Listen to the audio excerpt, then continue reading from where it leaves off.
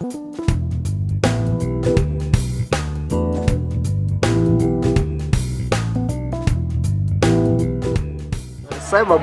I describe cyberbullying as like the use of social networks to threaten or to harass someone. And this thing hurts some learners in our institution. Because like this thing leads to what? To low self-esteem. And as it leads to low self-esteem, some may be depressed, which leads to what?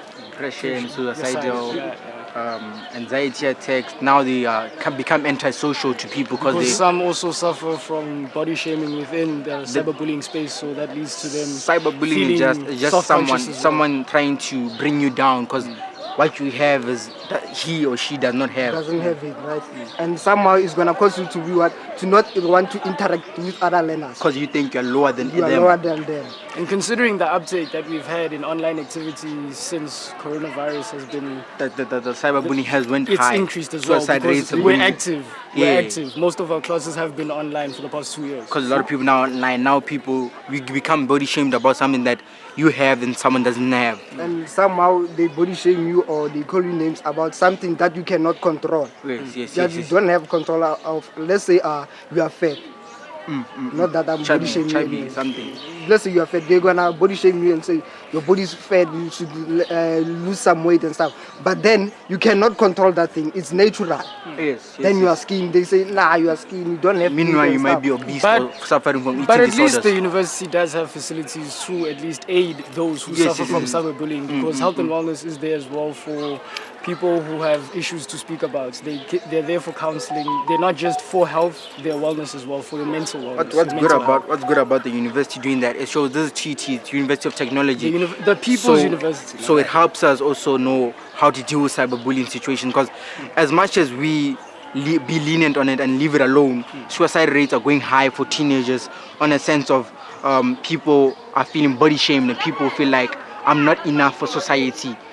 They take norms of I need to be beautiful, I need to be skinny, and then take it too hard, too much, to the sense where they become cutting themselves, and it just brings suicidal as well, because now you find some people in our WhatsApp groups, in our class WhatsApp groups, in our classes, they don't even have the confidence to just ask a question.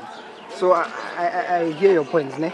So what advice would you give to someone who is being cyberbullied, or just any bully for that matter? What advice would you give to that person? Talking about cyberbullying is the hardest process of the cyberbullying, is like talking about what's going through. Admitting it first, that it's actually happening.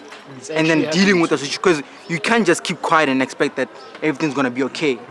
You have to talk about it with someone, and someone will advise you, an older person more, because they have been through this situation that you have been going through. Expressing it as well. There's a center here, number 6, room floor 6, ne?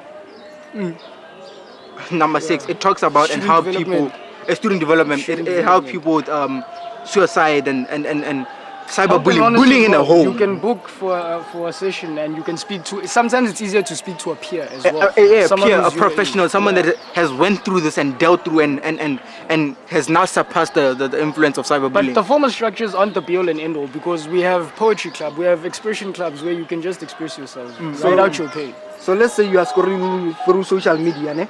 Or let's say you are scrolling through Facebook, then you find a post where someone is being humiliated via the comments or anything, ne? What action are you gonna take? Report the post in the whole, and in the comments also be the person that's saying that what you're doing is wrong. Be the voice of reason. Because at the end of the day, our comments, once you comment negatively as well, you're part of it. You're part of the bullying.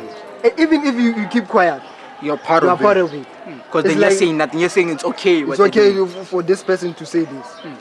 You know that we all have freedom of speech, ne? But then we shouldn't use it to infringe on another person's rights, because it's infringing. Yeah, you have freedom of speech to a limit, so that you should not infringe on another person. It's very understandable. So suicide rates are going high because of cyberbullying, and then it's been left alone because people think that it's just our adolescent stage. Because we're just going that's through the something. issue, because there's and bullying. People must learn to come out and talk.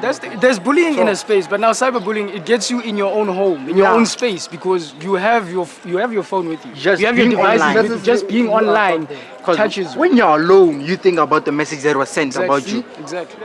Then as you think about them more, It's like you are being kept You're captive reinforcing in your it. brain, Keep in your brain. reinforcing it. And then you're gonna have what suicidal thoughts. How can I end this pain? You don't want to die, you just want to end the pain. To But just numb then it. if you, can't end the pain, you end up ending your life. it's gonna lead to what? Suicide. Yeah. It's very understandable.